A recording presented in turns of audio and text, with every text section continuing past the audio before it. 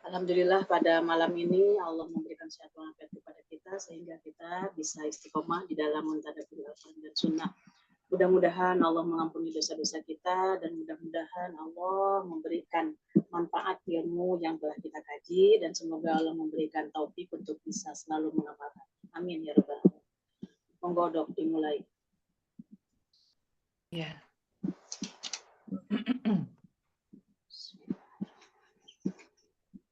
Riyadhus Shalihin bab 13 ya. Monggo Dokter Wiwin dimulai. Bab 13 Riyadhus Shalihin Taman Orang-orang Saleh. Banyaknya jalan-jalan kebaikan. Allah Ta'ala berfirman, dan apa saja yang engkau semua lakukan dari kebaikan, maka sesungguhnya Allah adalah Maha mengetahuinya. Baqarah ayat 215. Ta'ala berfirman lagi, dan apa saja yang engkau semua lakukan dari kebaikan, pasti Allah Maha mengetahuinya. Al-Baqarah 197. Allah Ta'ala berfirman pula, maka barang siapa yang mengerjakan kebaikan seberat timbangan debu, maka ia akan mengetahuinya di akhirat nanti memperoleh balasannya. Al-Jaljalah ayat 7. Juga Allah Ta'ala berfirman, barang siapa yang melakukan amal soleh, maka perbuatannya itu akan menguntungkan dirinya sendiri. Al-Jatsiyah ayat 15. Ayat-ayat yang berhubungan dengan bab ini banyak sekali. Adapun hadis-hadis yang menguraikan bab ini juga amat banyak sekali dan tidak dapat diringkaskan keseluruhannya. Maka itu akan kami sebutkan sebagian daripada hadis-hadis tersebut. Pahami dulu ayat-ayatnya bagaimana Dok? Jadi sebenarnya kebaikan itu tidak pernah akan merugi ya Ustazah ya. Walaupun sedikit aja misalnya memberi jalan orang di keramaian itu juga kebaikan ya Ustazah. Iya. Dan balas ya oleh Allah ya. Ya. Jadi bagi orang-orang yang beriman, apapun ucapan ataupun tindakannya itu semuanya menjadi kebaikan bagi dirinya. Arti daripada kebaikan di sini tentu diperhitungkan oleh Allah, pasti Allah akan membalas kebaikan tersebut. Sampai senyum pun, sampai seandainya ada duri di jalan, kemudian kita hindarkan dengan niat supaya orang tidak menginjak duri tersebut atau bekas kulit pisang, maka semuanya pun itu insya Allah akan menjadi pahala bagi kita. Didukung oleh sebuah hadis lagi di dalam kitab Muslim dikatakan kullu ma'rufin shadaqah. Setiap kebaikan adalah sedekah. Maka apapun yang dikatakan oleh kita baik dan sesuai dengan aturan Allah dan Rasulnya, ada dalilnya, maksudnya insya Allah semuanya akan menjadi pahala. Contoh, kalau diri pribadi kita, seandainya kita lapar, kemudian kita makan, maka apapun yang kita makan itu sedekah bagi diri kita. Kemudian kita di rumah nyapu-nyapu, bersih-bersih, itu adalah sebuah kebaikan. Maka insya Allah, apapun yang dilakukan oleh seorang muslim, semuanya akan menjadi kebaikan dan akan berpahala. Monggo, Dok. Paham? Ustazah, pertanyaan ya. Ini janji Allah itu akan memperoleh balasan di akhirat ya, Ustazah. Misalkan apa namanya sodako atau amal kebaikan itu oleh Allah dibalas langsung di dunia, itu apakah pahalanya atau balasannya ini di akhirat akan apa namanya akan berkurang? Iya, bagaimana? Enggak, bahkan di dalam hadis Muslim dikatakan barang siapa yang bersedekah, terutama yang berkaitan dengan bersedekah, maka Allah akan membalasnya di dunia dan akhirat dengan tidak mengurangi pahala yang ada di akhirat. Maka di Al-Quran dijelaskan, maka aku sempurnakanlah pahalanya di akhirat, yaitu dengan surga. Artinya ketika orang melaksanakan kebaikan-kebaikan di dunia, Allah pun pasti memperhatikan dan pasti Allah pun membalas gitu. Jadi tidak akan dibiarkan dan tidak akan mengurangi seandainya kita bersedekah, maka Allah memberikan balasan di dunia dan di akhirat juga. Itu di dalam hadis Muslim. Ya, jadi seperti contohnya misalkan saya mengeluarkan hari ini 50.000, tiba-tiba saya mendapat rezeki yang tidak terduga 100.000. Ini artinya kan dibalas langsung oleh Allah ya. Nanti padahal saya berharap balasannya di akhirat. Wah, gimana? Tidak merugi ya, Ustazah? Tidak merugi. Dan itu ada di dalam teks hadisnya itu di Muslim bahwa barang siapa yang bersedekah membantu orang-orang miskin, maka Allah akan membalas di dunia dan akhirat. Itu janji Allah seperti itu. Ya alhamdulillah kalau kita dibalas oleh Allah kebaikan-kebaikan yang kita butuhkan karena Allah tahu apa yang kita butuhkan. Insya Allah seperti itu. Ya, di sini mungkin pengalaman saya itu kan merasa takut merugi. Artinya begitu saya mendapatkan balasan langsung seperti itu, ini apakah ini seperti ya kalau bahasa Jawa itu ngelulu apa gimana gitu. Enggak, insya Allah enggak. Ada dalilnya yang jelas.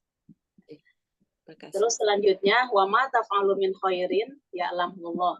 Dan apa yang kalian kerjakan dari suatu kebaikan Allah mengetahuinya. Apapun yang kita ucapkan, sepatah kata pun maka Allah mengetahuinya apa yang diucapkan oleh kita. Atau kita bertindak apa saja masalah kebaikan selalu Allah mengetahuinya. Artinya di sini bahwa kita tidak lepas dari pengawasan Allah dalam segala kegiatan dan ucapan. Dan yang selanjutnya, famaya mal misqala dzarratin khairan yarah. Barang siapa yang mengerjakan kebaikan, maka dia akan menemukan pahala. Pasti oleh Allah diberikan pahala dunia dan akhirat. Kemudian selanjutnya bahwa melakukan amal soleh, perbuatan itu akan menguntungkan dirinya.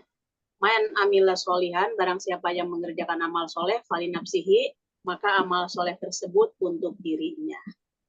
Artinya, ketika dia melaksanakan amalan-amalan yang soleh, maka dia tidak bisa memberikan kepada orang lain. Contoh, saya puasa hari ini, hari Senin, umpama. Mudah-mudahan ya Allah, puasa saya ini pahalanya dikasihkan kepada si A, si B. Tidak bisa. Kemudian kita hari ini membaca bacaan Al-Quran. Mudah-mudahan bacaan saya ini pahalanya dikasihkan kepada si A, si D. Tidak menemukan saya darinya. Jadi man amila solihan falinapsihi, ini jelas sekali. Barang siapa yang mengerjakan suatu amal soleh, maka amal soleh tersebut linapsihi untuk dirinya yang melakukan tersebut. Monggo, ada yang mau dikomentari, Dokter Diah? Cukup, Ustaz. Lanjut ke hadisnya nggih? Ya, lanjut hadisnya. Ya. Monggo Dokter Wiwin, dilanjut hadisnya. Di 117 pertama dari Abu Jar, yaitu Jundub bin Junadah radhiyallahu anhu, katanya berkata, ya Rasulullah, amalan manakah yang lebih utama, banyak fadilahnya? Beliau Shallallahu Alaihi Wasallam menjawab, yaitu beriman kepada Allah dan berjihad untuk membela agamanya.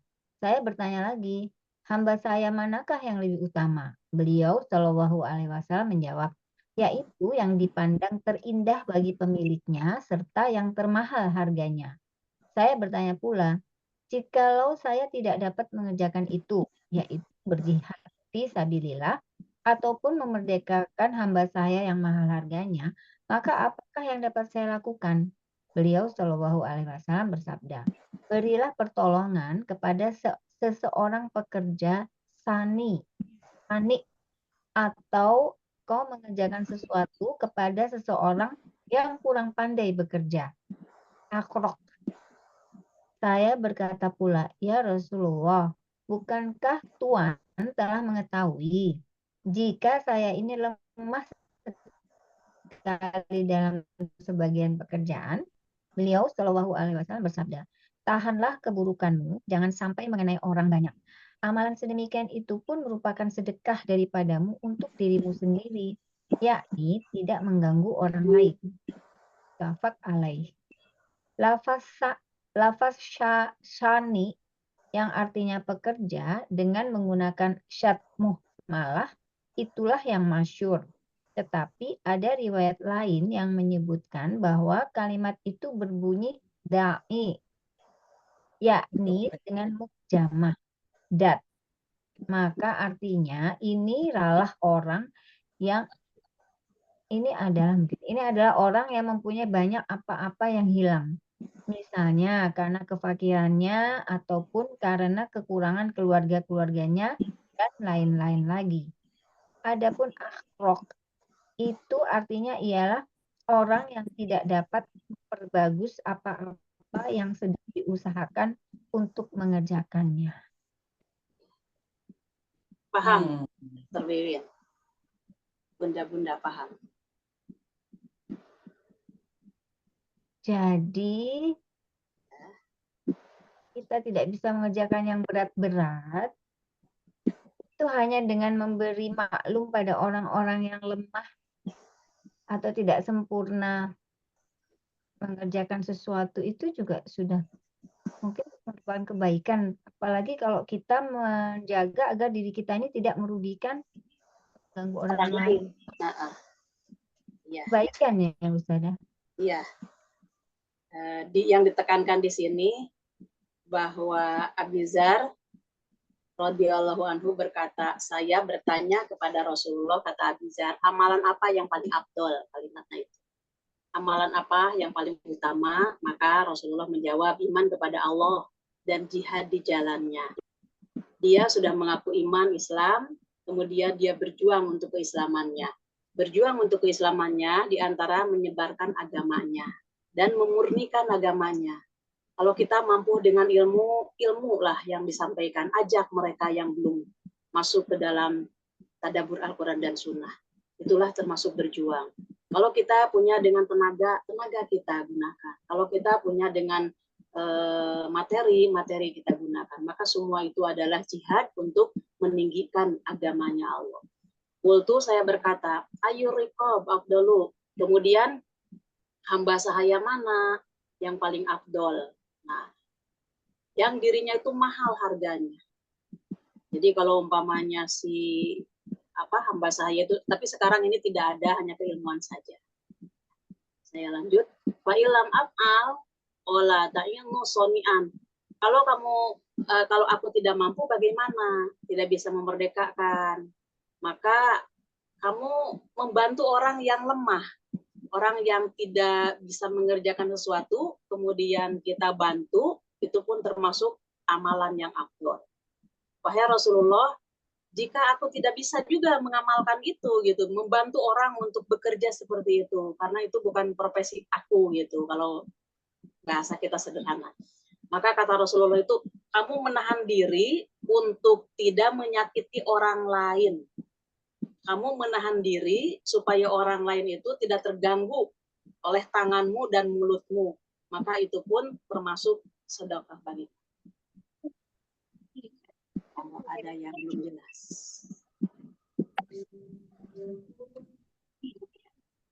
Ustazah, dulu itu saya suka kesel sendiri. Jadi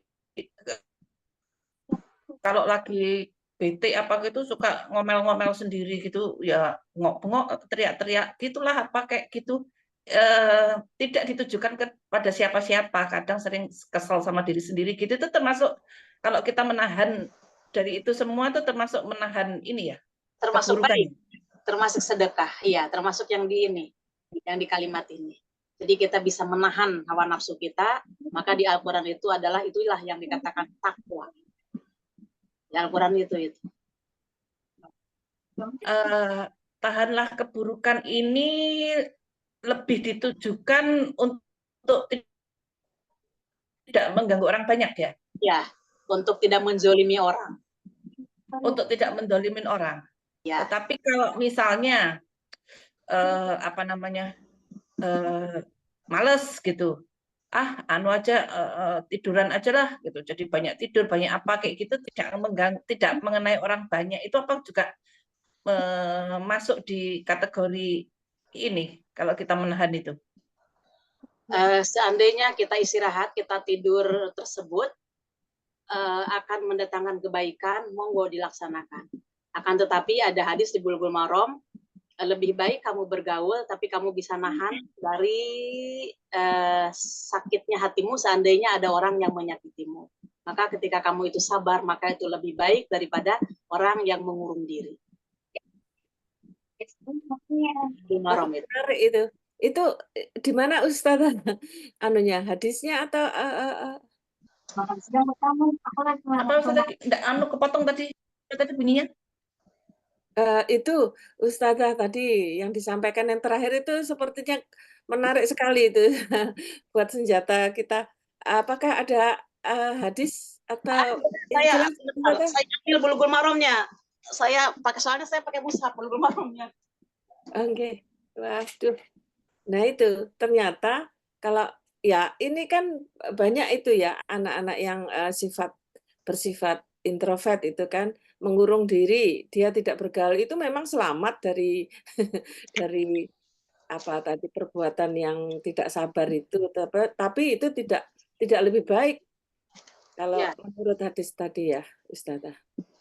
Dokter Diah tentang akhlak yang mulia kalau nggak salah. Bulughul Maram ya? Bulughul Maram, akhlak yang mulia. Yang mulia, mudah-mudahan saya nggak lupa.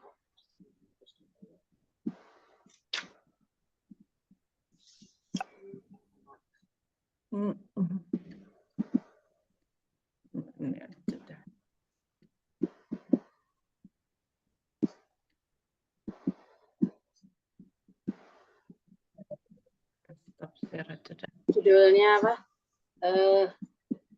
Kalau di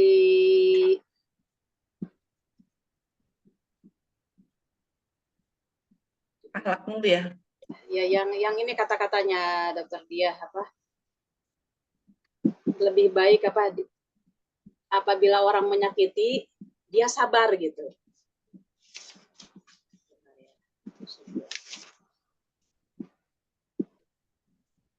Saya ingat tapi halamannya ini enggak 7-4. Nah, ini. Gimana ya hadis di saya ini 1500. Dokter Diah di bab zikir dan doa, sebelum bab zikir dan doa, Dokter Diah. Motivasi berakhlak mulia nih ya? Akhlak terpuji ya. Iya. Di judulnya akhlak yang mulia, akhlak yang terpuji di sebelum akhir, Dok. Nggih. Oke, sebelum akhir. Nah, ini kalau di situ bisa dibuka ya. Dari siapa? Dari Ibnu Umar ya. Paling akhir, Dok. Jadi kedua dari akhir. Di bab akhlak terpuji itu betul kedua yang terakhir. Setelah itu nanti bab zikir dan doa. Tunggu. Oh, tadi mestinya buka anu ya. Tunggu saya lihat anu kata ini dulu. Ya, 754 enggak. Iya. 754. Di drive lebih enak. Ini ya, Ibnu Umar ini. Dari Ibnu Umar kurang besar. Iya, difulkan. Iya. Ya. Ya, betul, insya Allah itu.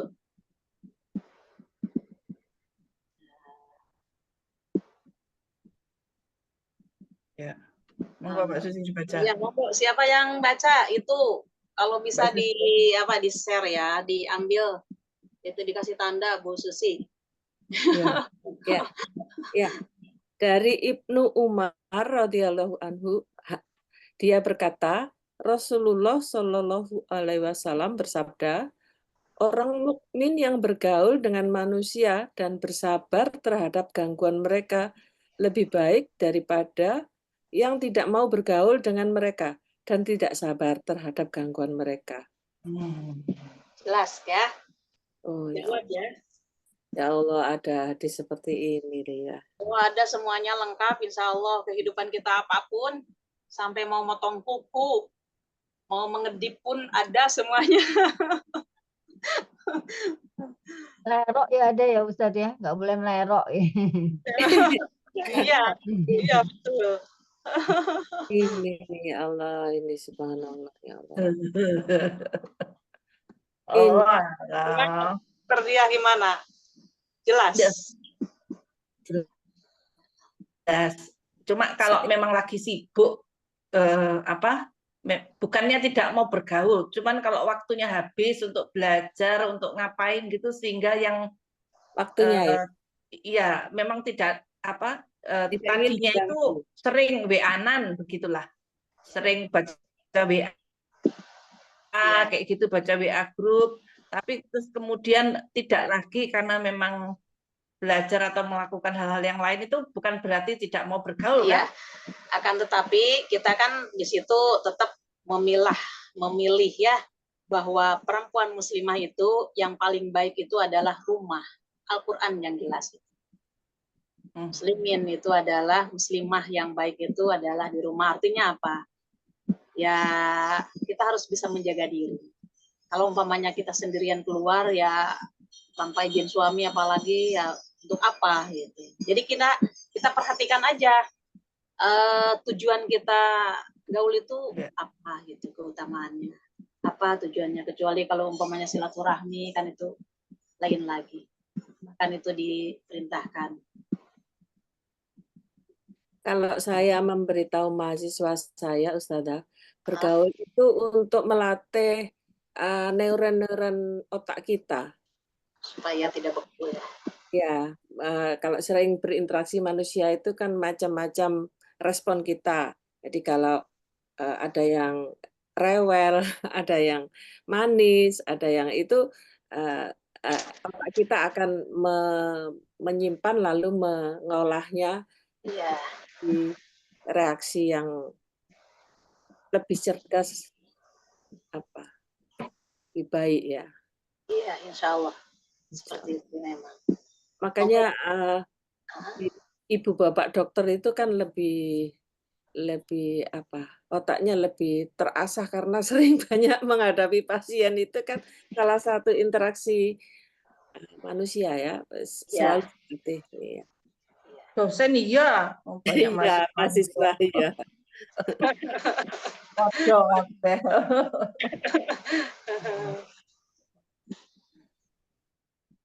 Oke, lanjut ya Sada. Lanjut.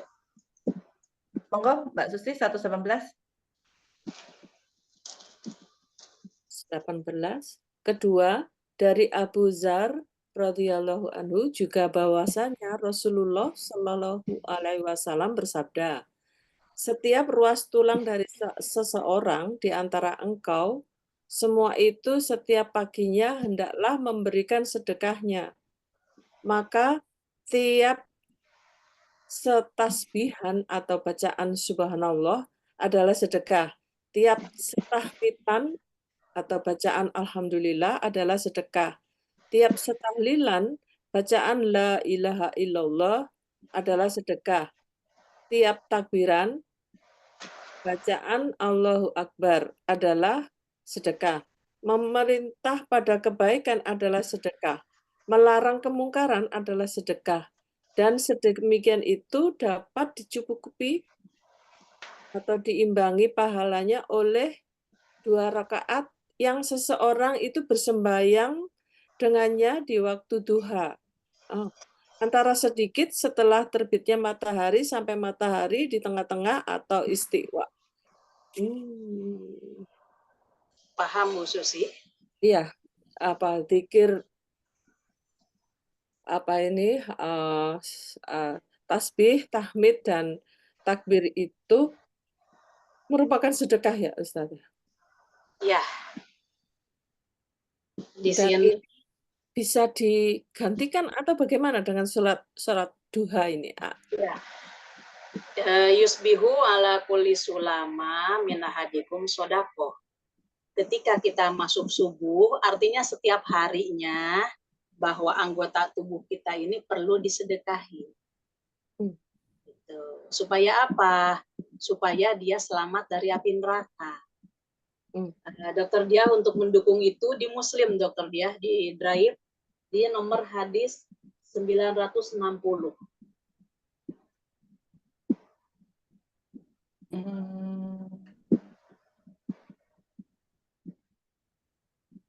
Muslim nomor hadis 960.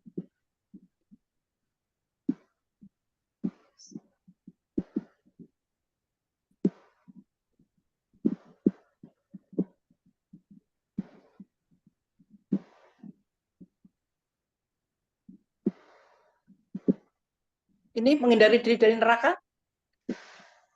Iya, menghindarkan diri dari neraka, itu persis itu. Monggo diperbesar, monggo dibaca. Siapa yang baca? Ini tadi apa? Mbak Susi, lanjut Mbak Susi. Ya, monggo. Dari Aisyah radhiyallahu anhu katanya Rasulullah Shallallahu alaihi wasallam bersabda, manusia diciptakan Allah mempunyai 360 ruas. Maka siapa yang membaca takbir, tahmid, tahlil, tasbih dan istighfar, menyingkirkan batu duri atau tulang dari jalanan umum serta mengajak orang kepada kebajikan dan mencegah kepada yang mungkar sebanyak 360 kali itu niscaya dia terhindar dari api neraka pada hari itu. Ya. Jadi kita setiap harinya itu punya kewajiban untuk bersedekah supaya apa? Supaya terhindar dari api neraka. Jumlahnya ruas-ruas tulang semuanya yang ada di badan kita sebanyak 360 ruas. Maka barang siapa yang bisa melaksanakan kebaikan 360 tersebut, maka dia terhindar dari api neraka. Nah, untuk menggantikan yang 360 itu, maka Rasulullah bersabda, dan memadai dari itu semua, yaitu sholat duha 2 rakaat. Nah, ini merupakan proposal dari Allah dan Rasulnya untuk meringankan dosa-dosa kita diampuni dan untuk memperlancar perjalanan kita masuk surga. Bagaimana Dokter Dia? Oh, jadi sholat duha itu sama dengan memberikan sedekah kepada setiap ruas sejumlah 360 ruas tubuh kita itu ya? Iya, seimbang. Maka dari itu, gimana Dokter Wiwin? Maksimalnya itu berapa rakaat, Ustazah? 8.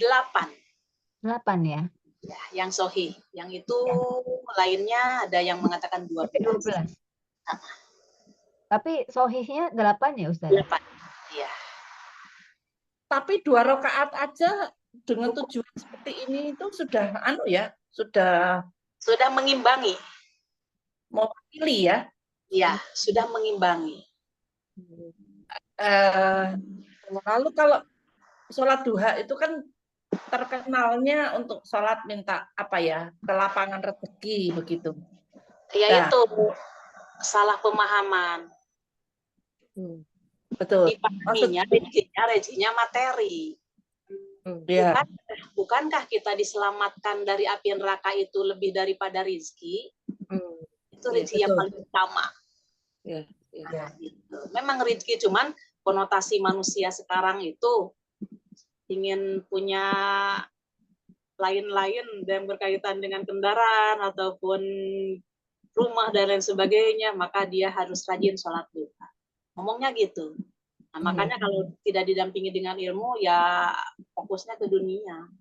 Tapi ketika kita paham, justru rezeki yang paling utama itu adalah diselamatkannya oleh Allah dari neraka. Maka ketika diselamatkan oleh Allah dari neraka, maka rezeki yang paling membahagiakan kepada orang tersebut dan yang mengekalkan dirinya yaitu surga. Nah, kalau pertanyaannya menjadi kalau niatnya anggaplah nggak tahu hadis ini gitu. Kemudian niatnya untuk sholat duha itu untuk rezeki dunia begitu. Apakah sholat duha yang dilakukan itu dengan tujuan rezeki dunia itu juga bisa sekaligus otomatis, maksud saya, otomatis itu juga mensedekahin 360 ruas tulang kita. Pertanyaannya begitu, Jan. Insya Allah hukum Allah tetap berjalan dan akan tetapi memang ada pendamping bahwa dengan adanya sholat duha kita akan dikasih rezeki juga yang berkaitan dengan materi. Memang ada itu hadisnya. Iya. Nah, jadi ketika sekarang yang paling utama bagi kita di Riyadhus Shalihin hadis nomor 2 ini bahwa sholat duha itu akhirnya menjadi kebutuhan bagi kita. Iya. Eman kalau tidak sholat, gitu kan? Sedangkan kesalahan-kesalahan kita boleh jadi lebih daripada 360. Iya, Ustazah, saya jadi ingat 360 ruas ini apakah bisa disamakan kan kalau kita selesai sholat itu membaca tasbih, tahmid, dan tahlil itu 33. Ya, 33 kalau kita sholat 5 waktu kan berarti kali 5 ya Ustazah. Berarti sangat berapa itu? 300. Setiap sholat diusahakan ada anjuran kan di dalam hadis 33 subhanallah 33 alhamdulillah 33 Allahu akbar 33 jumlahnya menjadi 99.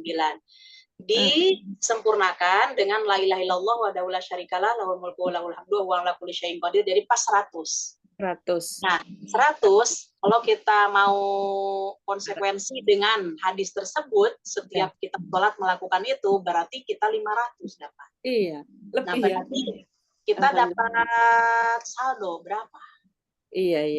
Alhamdulillah. Nah, itu saja. Belum sholatnya, belum kita nyapunya, belum mempersiapkan apa-apa untuk keluarga, belum berkata baik, belum lain-lain sebagainya. Insya Allah kita kalau melihat dari segi kebaikannya, insya Allah belum kita bersedekahnya, gitu kan? Di hari itu umpamanya kita bersedekah berapa, mesti ada yang kita keluarkan. Nah, setelah itu kita ambil lagi masalah maksiatnya kita. Coba maksiatnya kita ini nggak usah melihat kepada orang lain. Ketika kita sholat aja, kan di dalam sholat itu di dalam surat Al-Mu'minun, na'udzubillahi minasyaitonirrajim, qad aflahal mu'minun allazina hum fi sholatihim khoshi'un. Sesungguhnya orang yang beriman itu yaitu orang-orang yang apabila dia sholat itu khoshi'un, khusyuk. Nah, yang jadi pertanyaan, apakah kita ini khusyuk? Enggak, setiap sholat. Nah, berarti ketika kita tidak khusyuk setiap sholat, ada setan yang mengganggu, yang membelokkan kehusuan kita. Sehingga kita tidak fokus. Nah, itu kan termasuk maksiat juga. Jadi seolah-olah kita ini mengiringi ikutan setan. Mulut kita sudah refleks ya karena sudah terbiasa Al-Fatihah. Tapi hati kita tidak mengiringi Al-Fatihah. Kadang-kadang hati kita ini di mana, gitu kan? Kadang-kadang di dapur, kadang-kadang di tempat yang lain-lain sebagainya. Berarti kita itu tidak fokus. Nah, itu pun termasuk dosa kan kita. Gitu. Jadi untuk mengimbangi itu maka hendaklah diperbanyak seperti yang disebutkan di dalam hadis Riyadhus Shalihin nomor 2. Itu Dok. Ya. Mau pendukung ya, ada pendukung hadis ini saya sampaikan ya, Dok. Oke. Ya, sampaikan. WA ya? Ya, saya sampaikan di mana ya?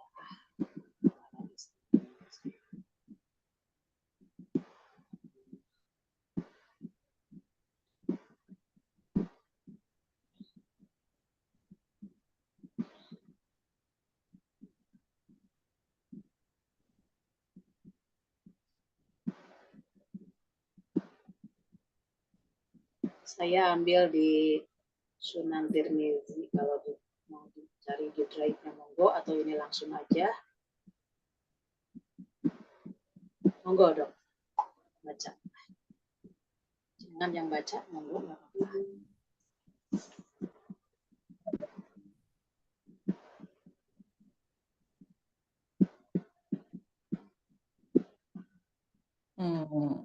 Dokter Dian monitor. Dokter Dian. Mbak Uria monitor. Iya, monitor. Oke, 34 Mbak Uria minta tolong dibaca. 3410 ya. Bismillahirrahmanirrahim.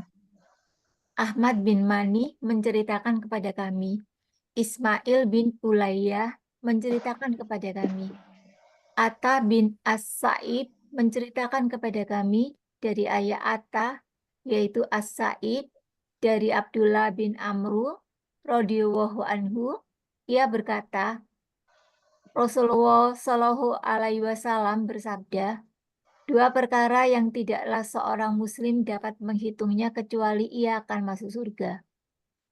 Ketahuilah kedua perkara itu mudah, akan tetapi orang yang mengamalkannya sedikit. Kedua perkara tersebut adalah satu, membaca tasbih kepada Allah di akhir setiap sholat fardu sebanyak 10 kali, membaca tahmid kepadanya 10 kali, dan membaca takbir kepadanya 10 kali. Aku melihat Rasulullah Shallallahu alaihi wasallam menghitung 10 kali dengan jari tangannya. Beliau bersabda, jumlah tasbih, tahmid, dan takbir itu adalah 150 kebaikan dalam ucapan dan 1.500 kebaikan dalam timbangan. Oh, oke.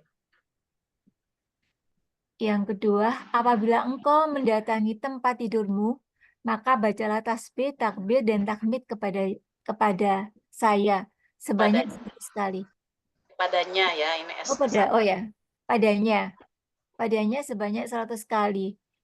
Jumlah tasbih, takbir, tahmid itu adalah 100 kali kebaikan dengan, bisa digeser,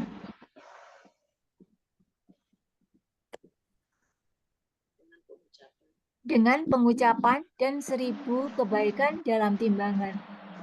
Maka siapakah di antara kalian yang mengerjakan 2.500 keburukan di dalam sehari semalam? Para sahabat berkata, bagaimana mungkin kami tidak dapat menghitungnya? Beliau menjawab, setan akan mendatangi salah seorang di antara kalian saat orang tersebut berada dalam syalatnya. Kemudian setan akan berkata kepadanya, ingatlah itu, hingga orang itu selesai.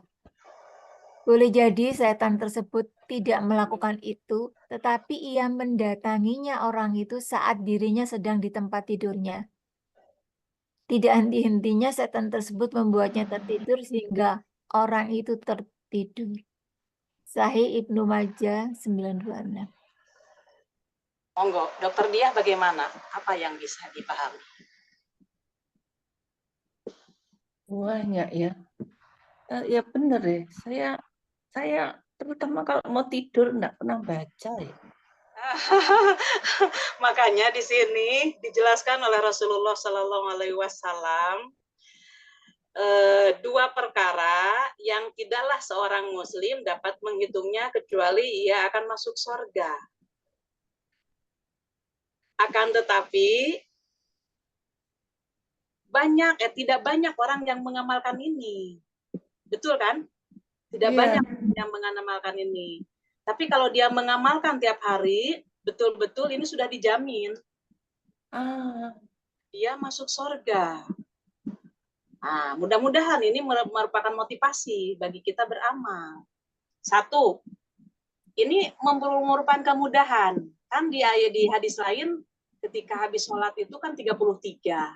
Ini lebih ringan lagi. Jadi ketika kita keburu-buru, kita kesusu di dalam mata, itu cuma 10 aja. Subhanallah, subhanallah, subhanallah, subhanallah, subhanallah, subhanallah, beres. Allahu Akbar, Allahu Akbar, Allahu Akbar, Allahu Akbar, beres. Alhamdulillah, alhamdulillah, udah selesai segitu. Itu 5. Di sini kan disebutkan, mohon maaf, ketika kita mengucapkan yang 30, yang 10-10 menjadi 30 kan jumlahnya. Sholat itu ada 5. 3 kali 5 berarti 15, 50 ya. 50. Ya. Maka ya. Maka 30 kali 5 150, tapi di sisi Allah pahalanya menjadi 1.500. Di dalam ucapannya 1 subhanallah, tapi kan kita sudah tahu pelipat gandaan amal. Ketika orang itu melaksanakan amalan, maka dilipat gandakan oleh Allah menjadi 10, diantaranya ucapan tasbih setelah selesai sholat atau di luar sholat pun sama. Ucapan itu 1 kali berbanding pahalanya 10. Maka ketika kita mengucapkan berarti 1.500. Nah, kata Rasulullah, nanti kalau umpamanya tidur, usahakan disempurnakan menjadi subhanallah 33, Allahu Akbar 33, nanti semuanya kan menjadi 100. Maka 100 menjadi 1.000 di sisi Allah. Maka ketika dijumlahkan semuanya berarti kita memiliki 2.500 kebaikan. Padahal itu ringan. Akan tetapi banyak orang yang nggak tahu dan tidak banyak. Artinya sedikit orang yang mengamalkannya. Karena kenapa? Ketika kita mau tidur, mohon maaf, kebanyakan yang dibuka HP. Sehingga lupa untuk zikrullahnya itu. Dengan ini, dengan itu, lupa. Nah, yang menarik hati seseorang itu lupa, tadi disebutkan di sini. Karena setan itu akan datang ketika kamu sholat. Maka si setan itu menggoda konsentrasi kita supaya ingat ini. Ternyata iya. Itu ketika kita sholat, nggak konsen. Akhirnya syut. Nah, tapi itu tidak membatalkan sholat. Maka ketika itu terjadi, tarik lagi. Kita luruskan lagi. Siliut lagi, tarik lagi. Sholat itu ibarat orang yang lagi naik sepeda pancal. Terwin, ketika naik sepeda pancal, kita kan konsentrasi mau meluruskan, tapi ternyata belok. Boleh kita tarik lagi, gitu kan, luruskan lagi. Taunya belok lagi, maka luruskan lagi. Nah, seperti itulah kita di dalam sholat, tarik lagi. Maka ketika kita merasa ada kejadian seperti itu, hendaklah kita kembalikan kepada Allah untuk melaksanakan tasbih yang tadi. Bagaimana Dokter Dia? Ustazah, iya. Saya baru ini ya, Ustazah, baru tahu ilmunya ini. Selama ini kalau saya itu terbalik, Ustazah. Jadi saya sebelum tidur kalau saya galau atau tidak bisa tidur, justru ambil tasbih terus kemudian berzikir sampai capek terus tertidur. Nah, itu saya berarti termasuk apa ini?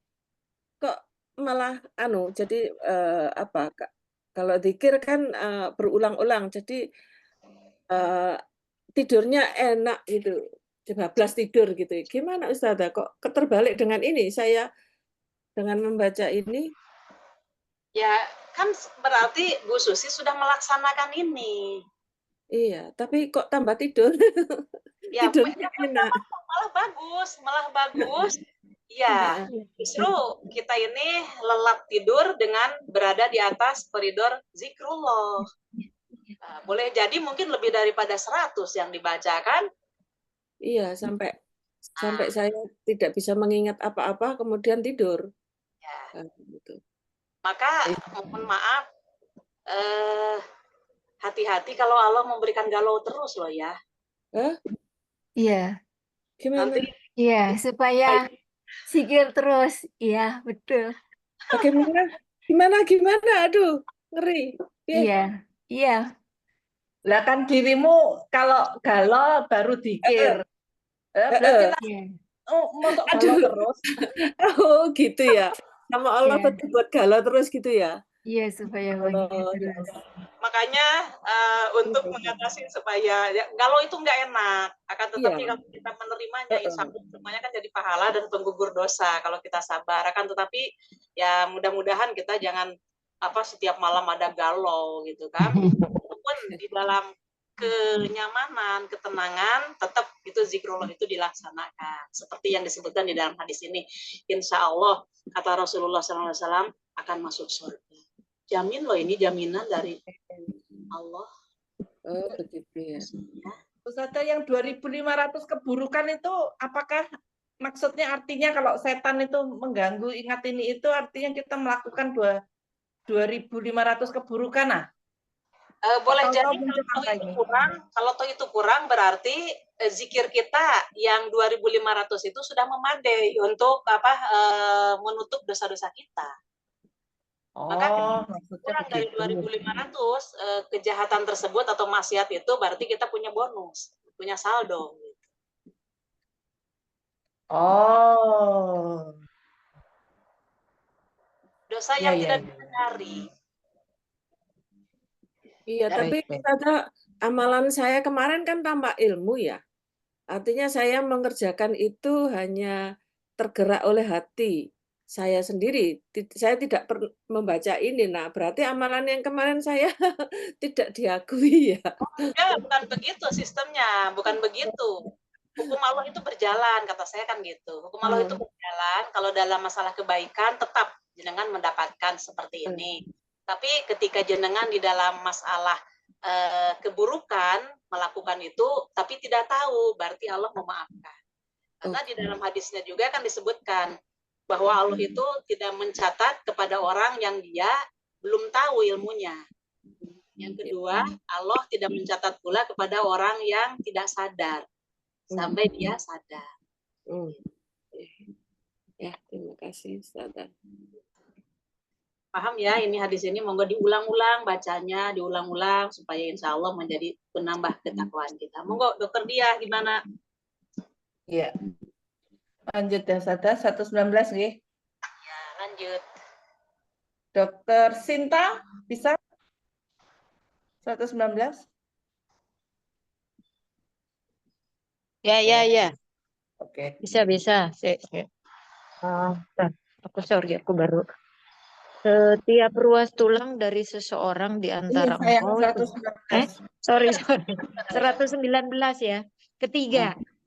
Dari Abu Dzar juga katanya Nabi Shallallahu Alaihi Wasallam bersabda, ditunjukkanlah padaku amalan-amalan umatku yang baik dan yang buruk.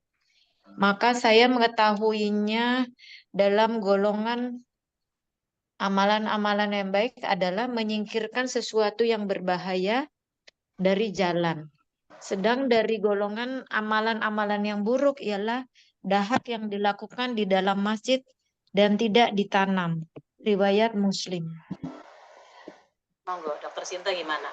Iya, maksudnya amalan yang baik antara lain misalnya menyingkirkan bahaya di jalan, misalnya duri atau apa itu. Lah kemudian bahkan berdahak di masjid itu dan kita tidak memberi pasir mungkin ya kalau ini ya. Itu adalah satu amalan yang buruk. Maksudnya tidak ditanam ini ditutup pasir dahaknya ya dalam masjid. Masalahnya ini konotasinya ke masjid yang berada di zaman Rasulullah. Iya. Kalau sekarang ini mungkin meludahnya itu ya pakai tisu dan kita bawa pulang juga. Iya, udah gitu kalau ada tempat sampahnya pasti kita membuangnya di tisu, langsung dibuang ke tempat sampah. Nah, kalau dulu di zaman Rasulullah begitu meludah maka ditutupin dengan pasir lagi atau itu dicungkil kemudian dibalik gitu. Jadi yang ada ludahnya itu berada tertanam gitu oleh pasir yang dibalik tadi. Di sini Nabi SAW bersabda, "Muridot alaya amalu umati."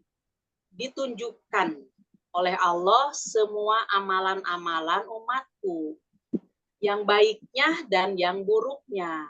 Sehingga aku menemukan ada umat yang dia itu menjalankan kebaikan sehingga di jalan itu ada suatu yang akan membahayakan orang, kemudian dia ambil dan menyingkirkannya.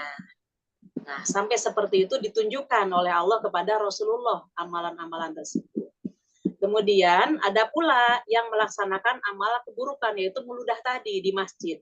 Nah, itu amalan yang kecil, akan tetapi kadang-kadang orang tidak memperhatikan di zaman itu, di zaman Rasulullah. Nah, tapi sekarang insya Allah semuanya sudah paham, dan itu pun kita tutupi, bersihkan dengan tisu yang kita bawa, insya Allah seperti itu. Jadi ditunjukkan amalan-amalan kita, jadi Rasulullah mengetahui. Sampai sekarang, iya, karena ditunjukkan oleh Allah kepada beliau. Sampai seperti itunya, bahwa Rasulullah memperhatikan atas izin Allah, amalan semua kita. Monggo, ada yang mau ditanya? Yuh, berarti orang yang nebar paku supaya bannya kempes itu Mbah Nea ya? Ya, bahaya itu, dosa itu. Sama kalau demo-demo sampai bakar-bakar, itu yang ngeri juga ya? Ya, Maksudnya ngeri dosanya. maksiat yang dia tidak sadari bahwa itu adalah sebuah perbuatan yang dosa. Maka Allah mengetahui dan menyampaikannya kepada pemimpin kita, Rasulullah. Maka ada orang yang maksiat ya, nanti ketika di alam mahsyar itu mohon pertolongan, mohon syafaat kepada Rasulullah. Wahai Rasulullah, katanya, tolonglah aku. Karena gini, dia waktu di dunia mengambil hak rakyatnya, hanya sedikit, hanya sebesar jarum. Maka sebesar jarum itu dosanya itu nempel di bahunya.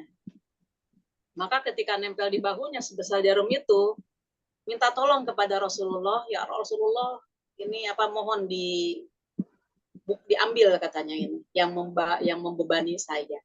Maka apa kata Rasulullah? Pada hari ini saya tidak bisa lagi untuk membantu kalian. Bukanlah sudah saya sampaikan, kata Rasulullah seperti itu jawabannya. Artinya apa? Maksud sudah saya sampaikan itu waktu di dunia, kan oleh Rasulullah sudah dijelaskan mana yang dilarang dan mana yang diperintah. Mana yang akan menyelamatkan kamu dan mana yang akan merugikan kamu di akhirat. Nah, semuanya sudah sampai kepada kalian. Gitu. Itu maknanya. Artinya bahwa ketika Rasulullah menyampaikan kalimat tersebut, wajiblah untuk semua muslim muslimat menuntut ilmu syar'i. Itu maknanya. Monggo, paham? Yes, Lanjut. Kalau sudah paham, kalau tidak ada pertanyaan. ya. 120 yang keempat dari Abu Dzar pula, bahwasanya orang-orang sama berkata, ya Rasulullah, orang-orang yang kaya raya sama pergi dengan membawa pahala yang banyak, karena banyak pula amalannya. Mereka itu bersembayang, sebagaimana kita juga bersembayang. Mereka berpuasa, sebagaimana kita juga berpuasa. Tambahan lagi, mereka dapat bersedekah dengan kelebihan-kelebihan harta mereka. Rasulullah bersabda, bukankah Allah telah menjadikan untukmu semua sesuatu yang dapat engkau semua gunakan sebagai sedekah? Sesungguhnya dalam setiap tasbih adalah merupakan sedekah. Setiap takbir merupakan sedekah. Setiap tahmid merupakan sedekah. Setiap tahlil merupakan sedekah. Memerintahkan kebaikan juga sedekah. Melarang kemungkaran itu pun sedekah pula. Dan bahkan dalam bersetubuhnya seseorang dari engkau semua itu pun sedekah.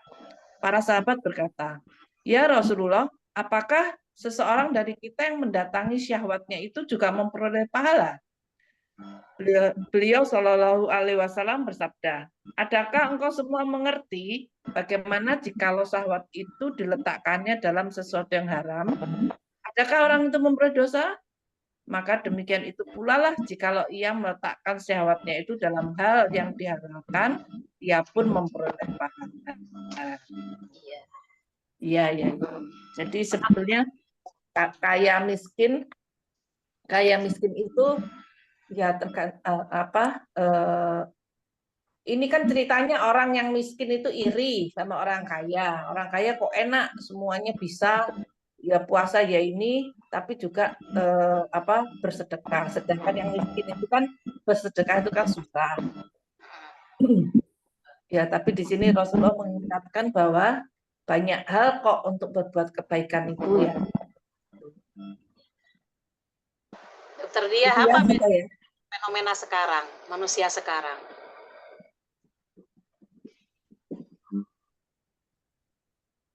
Gimana Ustazah? Apa bedanya dengan muslimin muslimat sekarang? Irinya kepada orang kaya itu bagaimana kalau sekarang? Ya, Sosmed, Itu update. iya. Kalau dulu irinya itu takut tidak mendapatkan pahala. Kalau sekarang irinya itu iri di dalam hal materinya. Itu. Ya. Sampai orang yang miskin itu mengadu kepada Rasulullah, katanya orang kaya sholat seperti kami, puasa seperti kami. Begitu giliran sedekah, dia punya pahala banyak karena dia bisa mensedekahkan hartanya. Sedangkan kami nggak bisa mengadu kepada Rasulullah. Maka Rasulullah bersabda, bukankah Allah telah menunjukkan kamu juga bisa mengimbangi kepada orang kaya tersebut? Makanya hendaklah kamu membaca tasbih, takbir, dan tahmid 33 setiap selesai sholat. Oh, seneng orang itu. Begitu pulang, dilaksanakan itu, kedengaran lagi kok orang kaya niru juga seperti kami. Datang lagi kepada Rasulullah, ya Rasulullah, orang kaya juga sama mengamalkan amalan subhanallah Allahu akbar la ilaha 33. Nah, kami tetap tidak bisa bersedekah. Maka apa kata Rasulullah SAW itu? Sesungguhnya yang dimiliki oleh mereka itu adalah karunia dari Allah. Maka kamu nggak usah iri gitu. Memang Allah sudah memberikan sesuatu kepada yang Allah kehendaki. Akhirnya seorang miskin itu ya qanaah. Yang dia kejar itu apanya? Pahala. Takut disaingi orang. Paling tidak bisa mengimbangi mereka kepada orang-orang yang memiliki pahala besar. Kalau sekarang saingannya apa? Gitu. Gitu dok. Jadi Ustazah, kalau baca hadis, baca kisah-kisah itu, takwanya para sahabat itu kan luar biasa. Samina wa atokna, terus yang dikejar pahala semuanya. Itu mungkin sebabnya juga karena ada Rasulullah di situ ya. Tapi juga Rasulullah kan mengatakan bahwa ada orang yang melebihi atau gimana, itu orang yang nggak ketemu saya tapi takwa. Jadi misalnya kita yang di sini itu kan nggak ketemu Rasulullah, tapi karena kita sudah belajar begini, terus kita mendekati takwa kita itu mengarah ke arah takwanya para sahabat, itu berarti kita boleh dibilang ini ya luar biasa ya. Ya. Di dalam kitab apa itu, di dalam hadis, nanti saya tunjukkan hadisnya, di yang Kutubus Sittah itu, bahwa Rasulullah SAW bersabda, saya ingin ketemu saudara. Gini, iman sahabat bertanya kepada Rasulullah, ya Rasulullah, siapa imannya yang paling tinggi, katanya gitu. Rasulullah dulu yang bertanya kepada sahabat. Oh ya tentu kami, katanya. Siapa di antaranya yang tahu iman yang paling tinggi itu siapa? Ya kami, ya para nabi, ya para rasul. Kata Rasulullah, ya sudah tentu nabi dan rasul itu karena dekat dengan Allah. Dan Allah selalu mewahyukan dan menjaga dari maksiat. Bukan itu. Kalau gitu ya kami, katanya sahabat. Ya pasti kamu karena ada Rasul, ada aku, katanya, yang mendampingi kamu untuk membimbing di dalam agamamu. Kalau gitu, siapa ya Rasulullah? Maka kata Rasulullah itu, orang yang melaksanakan apa yang aku laksanakan, tapi dia tidak hidup di zaman kita. Artinya apa? Kapanpun sampai hari kiamat, kalau orang tersebut menjalankan Al-Quran dan Sunnah di dalam mengamalkan amalan-amalannya, itulah dikatakan orang yang paling utama iman. Bahkan imannya itu kata Rasulullah, lipat gandanya sampai 50 kali lipat ganda dari kalian. Sahabat kaget. Loh, wahai Rasulullah, apakah dengan iman kita gitu perbandingannya? Iya, kata Rasulullah.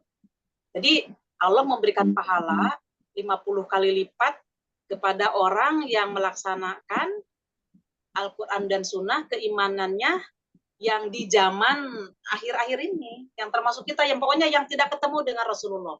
Mungkin yang tidak ketemu dengan Rasulullah itu yang mungkin dari mulai para tabi'in, kemudian pertamanya tabi'in, kemudian tabi'in, dan terus generasi sampai sekarang.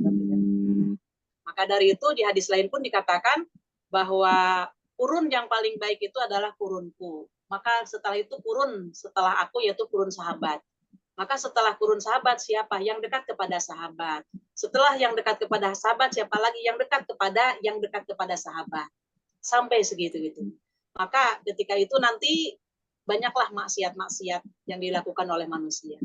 Akan tetapi tetap terikat oleh hadis yang tadi, siapa yang menjalankan Al-Quran dan Sunnah sesuai dengan yang dijalankan di zaman Rasulullah, maka itulah imannya dilipat gandakan oleh Allah pahalanya. Melebihi sahabat pahalanya.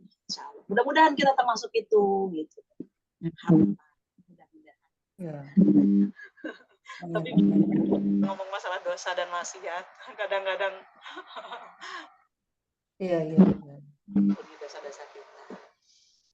Monggo, ada yang belum jelas. Kalau Rasulullah tadi bilang ya mesti kan mesti kamu baik karena ada saya, ada Rasulullah gitu ya.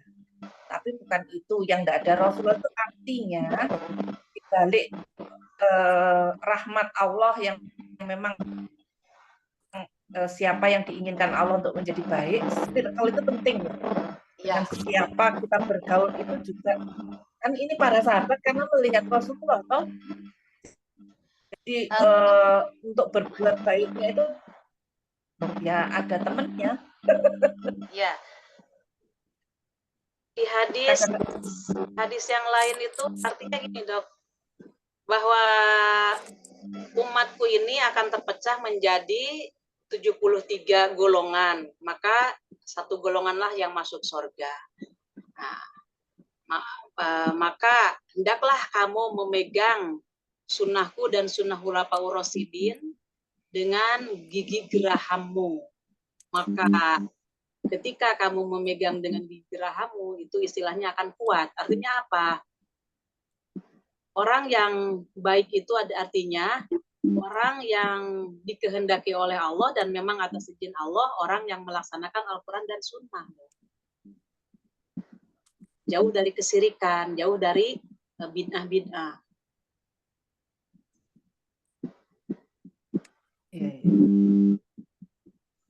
Maksud saya kadang-kadang untuk istiqomah baik itu loh kok angel susah gitu loh Ustaz. Nah, ada hadis lagi. Ada hadis lagi. Manusia itu kadang-kadang imannya tinggi, kadang-kadang ada masa futur gitu kan. Terus lihat di ensiklopedia itu pilih aja kata-kata futur nanti. Iya. Dan ini mohon maaf, ya, saya sudah baca di rangkuman dokter juga kan masa futur itu ada di rangkuman. Iya. Maka ketika orang itu dalam keadaan futur, tapi dia tetap di dalam melaksanakan sunnahku, maka dia masuk surga. Ini apa? Kan istilah sederhananya kita kan mengikuti hadis, iman kita kadang-kadang naik, kadang-kadang turun. Kalau naik, iman kita kok belum zuhur juga kita sudah ngambil wudhu ceritanya gitu. Tapi begitu iman kita lagi ngedrop jam 1 pun masih ada waktu, nanti 1:30 ke ini itu ke nah gitu. Artinya maka tetap walaupun 1:30 kita tidak meninggalkan sholat. Kita melaksanakan sholat itu berada di atas ajaran Allah dan Rasulnya. Gitu dok maknanya. Iya ya, iya. Allah cek baiknya ya. Iya, kalau kita tahu Iya. oh itu Masya Allah. Jelas ya. Baik. Ya. Lanjut. 121 Mbak Indri monggo. Assalamualaikum. Waalaikumsalam.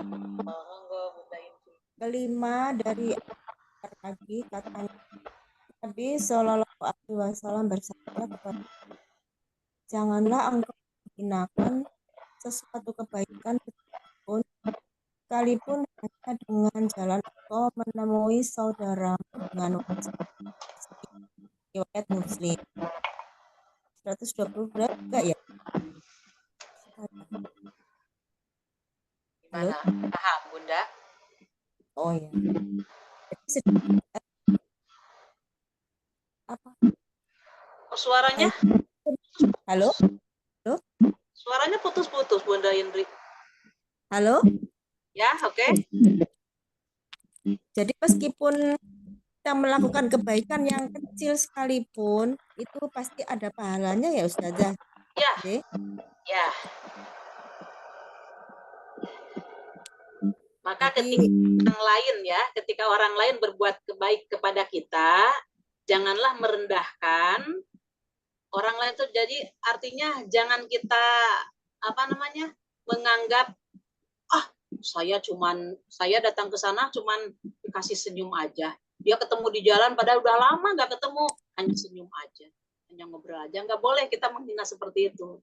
Justru dengan adanya dia senyum kepada kita, ada pahala bagi kita. Ketika kita menyambut baik pun, kita ada pahala. Ketika kita menahan diri untuk tidak ngomel pun, ada pahala. Iya. Gimana, Dokter Bia? Itu kalau orang lain menghina, tapi kalau diri sendiri menghina diri sendiri gimana? Aduh, apa sih aku cuma bisanya begini loh, gitu loh. Kan bisa lebih sih, gitu loh. Itu gimana? Ya, didampingin lagi dengan ilmu. Apa yang Allah berikan itu memang seperti ini adanya. Kadang-kadang mohon maaf, ketika kita mau berbuat baik kepada orang, maunya kita ini berbuat baiknya, ya menurut kita maksimal. Tapi ternyata kita tidak diketemukan dengan orang tersebut, mau berbuat baik itu. Dalam hati, loh, kenapa ya seperti itu? Nah, jadi kita ucapannya apa? Haza qadarullah, ini adalah takdirnya Allah. Itu dok. Untuk diri kita sendiri pun demikian. Memang. Ya, alhamdulillah kita masih sempat, masih dikasih hidup, berarti kita masih bisa memperbaiki. Itu dok. Iya.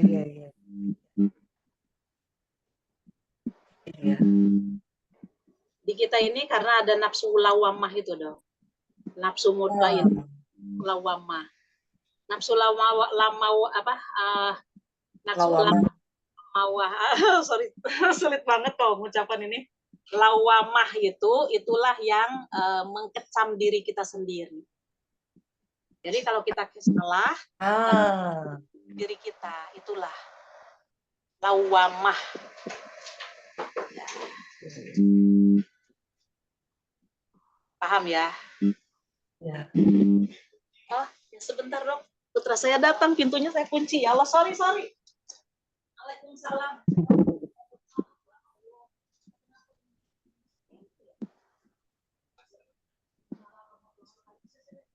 Kenapa ingin kunci pintu segala?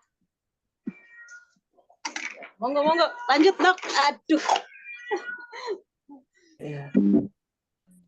Oh, ini 122 kayaknya sama ya, Fata ya? Ya, monggo. Ya, Mbak Indri dibaca 122 lanjut. Keenam dari Abu Hurairah radhiyallahu anhu katanya Rasulullah sabda, tiap puas pulang dari tiap itu harus memberikan sedekah setiap hari yang di situ terbit berlaku adil kita. Putus Bunda Indri. Oh iya, Iya, halo? Dokter Dia ya putus. Iya, Ya. masih kedengaran. Halo, saya teruskan ya. Ya, Ini udah jelas. Dengan setiap langkah yang dijalaninya untuk pergi sholat juga sedekah. Melemparkan apa yang berbahaya dari jalan itu juga sedekah. Imam Muslim meriwayatkan juga dari riwayat Aisyah radhiyallahu katanya Rasulullah SAW bahwasanya setiap manusia dari Bani dijadikan 160 ruas Islam. Barang siapa yang bertahlil kepada Allah, mohon pengampunan kepada Allah, juga melemparkan batu dari jalan duri dari jalan yang banyak, atau memerintahkan kebaikan atau kebenaran sebanyak 310 kali banyaknya, maka sungguhnya orang itu pada hari itu dan ia telah jauh neraka. Jadi kalau menurut saya dalam 306 tulang yang kita punya ya Ustaz, Ya, setiap detik kita bisa melakukan kebaikan ya. kecil besar. Jadi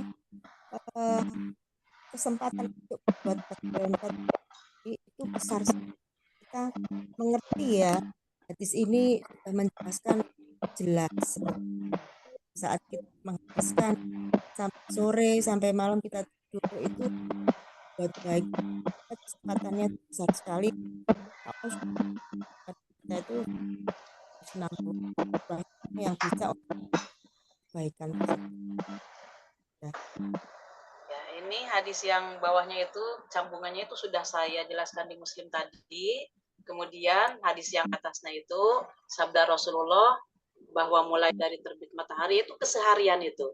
Mulai dari masuk subuh sampai sore, sendi-sendi kita ini diusahakan untuk ada sedekahnya. Dengan cara apa? Dengan cara yang disebut Rasulullah. Sampai kita membantu orang, kemudian di perjalanan kita lagi naik kendaraan, ada kenalan kita, lagi jalan, lagi apa, diajak oleh kita untuk naik ke kendaraan kita, sampai seperti itu. Maka itu termasuk sedekah. Kemudian membantu ada orang yang berat, kelihatannya bawa barang, maka kita bantukan. Maka itu termasuk sedekah pula. Sampai senyum, sampai apapun juga, itu semuanya adalah sedekah. Maka semua itu insya Allah akan menjadi kiparat bagi sendi-sendi kita di dalam melaksanakan kebaikan. Maka seumpamanya pada hari itu kita memiliki jumlah 360, insya Allah di situ akan bebas kita dari api neraka. Jadi artinya bahwa mencapai ingin kita masuk surga itu banyak jalan. Monggo, Dokter Diah gimana, Dak? Iya. Lanjut ya, kita tunggu.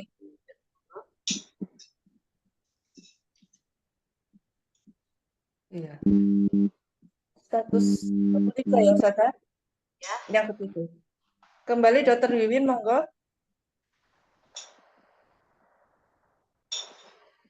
Ketujuh dari Abu Hurairah radhiyallahu anhu dari Nabi Shallallahu alaihi wasallam, sabdanya, barang yang pergi ke masjid pagi atau sore hari, maka Allah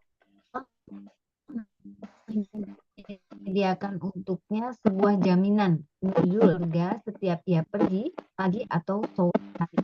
Bapak kali menuju maksudnya jaminan yang berupa makanan dan apa saja yang dapat disediakan untuk tamu. Paham ya, Dok? Iya. Ini laki-laki ya khususnya ya, Ustazah? Penekanannya iya, karena ada hadis perempuan Jadi rumah Baik. utama bagi perempuan. Rumah lebih utama dari perempuan. Maka siapa yang pergi ke masjid di waktu pagi atau senja, maka Allah menyediakan untuknya hidangan di sorga setiap pagi dan senja itu. Karena dia waktu di dunia, jadi artinya semua amalan-amalan kebaikan yang waktu di dunia, kalau di sini kan penekanannya ke berangkat ke masjid untuk melaksanakan sholat berjamaah, subuh dan asar. Maka ketika itu Allah pun nanti menyediakan diganti hidangan-hidangan oleh Allah di sorga. Artinya orang itu insya Allah akan dimasukkan ke dalam sorga dan diampuni dosa-dosanya. Kalau sudah di sorga, apapun yang diinginkan oleh penghuni sorga ya bebas mau apa saja gitu kan. Itu mananya.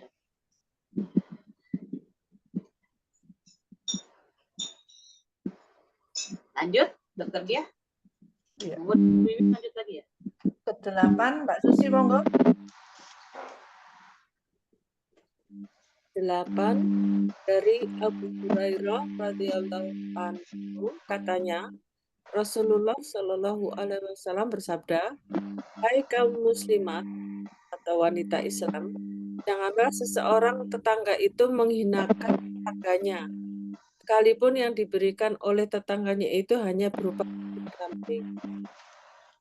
Imam Al-Jawri berkata, al-firsin artinya kaki binatang umumnya dipergunakan untuk kaki unta, sebagaimana halnya lafaz at-tahfir dipergunakan untuk menerangkan kaki ternak yang lain-lain.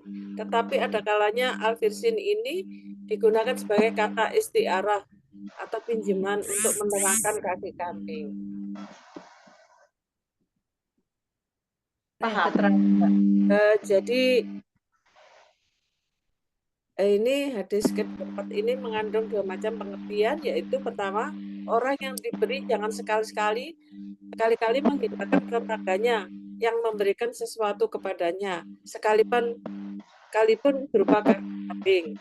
Uraian inilah yang kami cantumkan di atas dan sesuai pula dengan penafsiran yang dapat kita baca dalam kitab Dalilul Falihin Syarah Riyadhus Shalihin yang dikarang oleh Syekh Alan Asy-Siddiqi Asy-Syafi'i Al-Makki yang wafat pada tahun 1057 Hijriah rahimallahu ta'ala rahmatan wasi'ah, yakni dalam jilid kedua halaman 128, diterbitkan oleh Darul Kitabil Arabi period. Jadi yang diberi hendaknya bersyukur dan mengucapkan terima kasih kepada pemberinya, meskipun apa yang diberikan itu baginya tidak berarti. Iya, kita udah sering bahas ya, ini waktu di Bulu Muharram kita bahas. Jadi walaupun siapapun yang ngasih gitu kan, jangan sampai kita menyakiti orang yang dikasih. Gitu. Nah kalau kita butuh, kita pergunakan. Kalau kita tidak butuh, berarti bisa kita hadiahkan lagi, disedekahkan lagi, pahala bagi kita. Insya Allah. Monggo, Dokter Dia lanjut kalau sudah paham. Baik. Yang 125. Dokter Dian monitor. Baik. Mbak Uria, monggo bisa dibaca yang ke-9, 125. Dari Abu Hurairah radhiyallahu anhu, pula dari Nabi SAW, sabdanya, iman itu ada 70 lebih atau 60 lebih. Lebihnya ialah antara 3 sampai 9 cabangnya. Maka yang terutama sekali ialah ucapan La ilaha illallah, sedang yang terendah sekali ialah melemparkan apa-apa yang berbahaya dari jalan. Perasaan malu, berbuat keburukan adalah salah satu cabang dari keimanan. Paham. Kalau yang saya tangkap, keimanan itu banyak ya. Di sini disebutkan 70 lebih banyak. Yang paling tinggi, yang paling rendah seperti ini. Seperti itu, Kak Ustazah. Ya, ya. Banyak, jadi banyak hal. Jadi Rasulullah menjelaskan bahwa iman itu mempunyai 6 atau 70 lebih cabangnya. Ya, termasuk sholat gitu kan. Orang yang dia mengaku seorang mukmin pasti dia sholat, itu iman. Kemudian dia puasa, zakat dan lain sebagainya. Di sini disebutkan oleh Rasulullah yang terutama, yang paling utama di antara yang 70 lebih itu artinya la ilaha illallah. Kalimat la ilaha illallah itu adalah iman yang paling tinggi. Sedangkan iman yang paling rendah itu adalah menghindarkan, membuang sesuatu gangguan dari jalan. Maka ketika orang itu menemukan sesuatu di jalan yang akan membahayakan orang lain, ya, maka itu dihindarkan. Seumpamanya ada orang yang menebar paku-paku tersebut, berarti di situ dipertanyakan imannya. Boleh jadi dikatakan dia tidak memiliki iman. Maka ada hadis dikatakan juga ketika seorang itu melakukan zina, dia tidak memiliki iman. Ketika orang itu melaksanakan mencuri, maka dia tidak memiliki iman pada waktu itu. Yaitu diantaranya. Jadi orang yang menebar paku itu ketika itu dia tidak memiliki iman. Maka malu pun bagian dari iman. Malu di sini tentunya malu yang aturan pelaksanaan malu itu sesuai dengan aturan Allah. Kalau dia umpamanya tidak sholat, saya harus sholat, ya malu saya nggak bisa baca, yaitu salah mengatakan malu seperti itu. Saya nggak bisa ngaji, tapi diajak ngaji nggak mau, malu saya. Akhirnya dia tidak mau mengaji. Itu bukan malu yang dimaksud dengan Islam. Monggo, Dokter Diah gimana? Baik. Satu lagi sebelum terakhir ya, Ustaz ya. Ya, monggo lanjut. 126 Mbak Tersinta, monggo.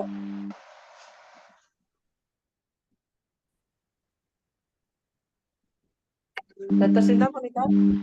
Monitor. Ya, nomor 126. Oke. Ke-10 dari Abu Hurairah radhiyallahu an lagi bahwasanya Rasulullah Shallallahu alaihi wasallam bersabda, ada suatu ketika ada seorang lelaki berjalan di suatu jalan.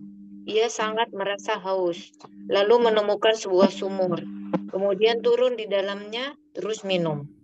Setelah itu ia pun keluarlah. Tiba-tiba ada seekor anjing mengulur-ngulurkan lidahnya sambil makan tanah karena hausnya. Orang itu berkata dalam hati, niscaya anjing ini telah sampai pada kehausan sebagaimana yang telah sampai padaku tadi. Ia pun turun lagi ke dalam sumur, lalu memenuhi sepatu khufnya dengan air. Kemudian memegang sepatu itu pada mulutnya sehingga ia keluar dari sumur tadi. Terus memberi minum pada anjing tersebut. Allah berterima kasih pada orang tadi dan memberikan pengampunan padanya. Para sahabat bertanya, ya Rasulullah, apakah sebenarnya kita juga memperoleh pahala dengan sebab memberi makan minum pada golongan binatang? Beliau Shallallahu alaihi wasallam menjawab, dalam setiap hati yang basah. Maksudnya setiap sesuatu yang hidup yang diberi makan minum ada pahalanya. Muttafaq alaih. Dalam sebuah riwayat dari Imam Bukhari disebutkan demikian. Allah lalu berterima kasih pada orang tersebut, kemudian memberikan pengampunan padanya, lalu memasukkannya ke dalam surga. Dalam riwayat lain dari Bukhari dan Muslim disebutkan pula, pada suatu ketika ada seekor anjing berputar-putar di sekitar sebuah sumur. Hampir saja ia terbunuh oleh kehausan. Tiba-tiba ada seorang pezina perempuan dari golongan kaum pelacur Bani Israel melihatnya. Wanita itu lalu melepaskan sepatunya, kemudian mengambilkan air untuk anjing tadi dan meminumkan air itu padanya. Maka dengan perbuatannya itu diampunilah wanita tersebut. Keterangan hadis di atas mengandung suatu anjuran supaya kita semua berbuat baik terhadap segala macam binatang yang muhtaram atau yang dimuliakan. Yang dimaksudkan binatang muhtaram ialah binatang yang menurut agama Islam tidak boleh dibunuh. Paham? Insya Allah kita wajib berbuat baik kepada makhluk Allah termasuk binatang.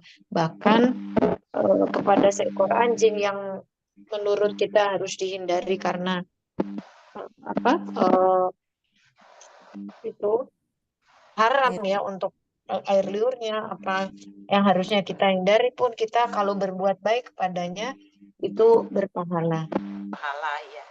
Jadi banyak celah ketika kita melaksanakan sedekah, bukan hanya kepada sesama manusia, akan tetapi kepada semua yang bernyawa pun akan menjadi sedekah.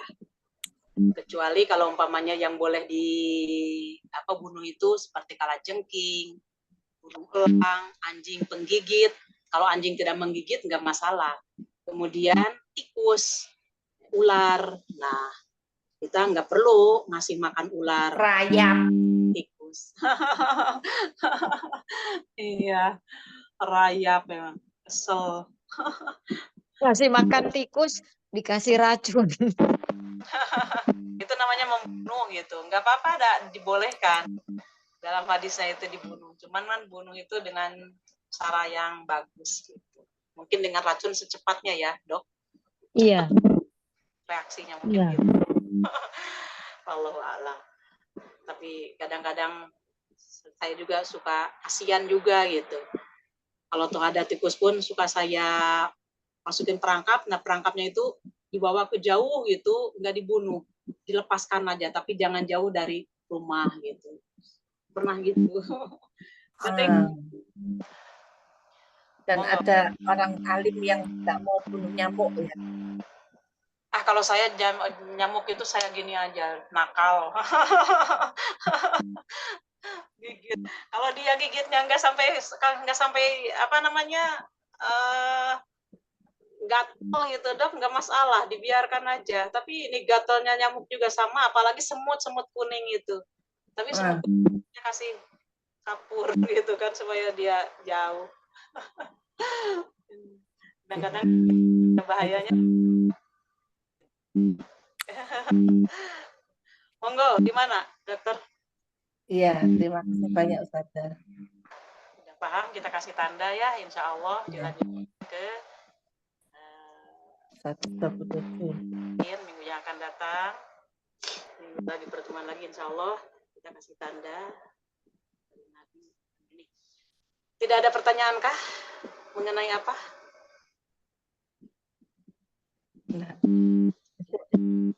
Minggu kita boleh ya? Ya, saya tunggu ya, Dok. Semua insya Allah. Tidak merepotkan ya, Ustazah? Oh enggak, saya senang hati, alhamdulillah. Tapi mohon maaf sebegini adanya. Saya tidak seperti yang dokter ketahui. Insya Allah saya siap pagi ya, Dok ya. Oke. Saya izin ya Ustazah. Puluhan gitu target insya Allah ya. Ya, jam berapa, Dok? Kira-kira? Rencananya jam 10 nyampe di tempat penjenengan. Ya, Dokter Wiwin hadir ya? Saya izin Ustazah, maaf. Sedang safar ke Jakarta, ada undangan pernikahan walimah. Oh gitu. Dokter Wiwin nggak hadir, nggak enak. Ya mudah-mudahan. Ya insya Allah. Monggo siap tunggu. Insya Allah mudah-mudahan Allah merahmati kita, memberkahi dan menyelamatkan, melancarkan. Amin. Amin. Aku hadza astagfirullahaladzim wa subhanakallahumma wa bihamdika asyhadu an la ilaha illa anta astaghfiruka wa atubu ilaik. Rabbana atina fid dunya hasanah wa fil akhirati hasanah wa qina adzabannar. Wassalamualaikum warahmatullahi wabarakatuh. Waalaikumsalam. Waalaikumsalam. Terima kasih Ustazah. Amin.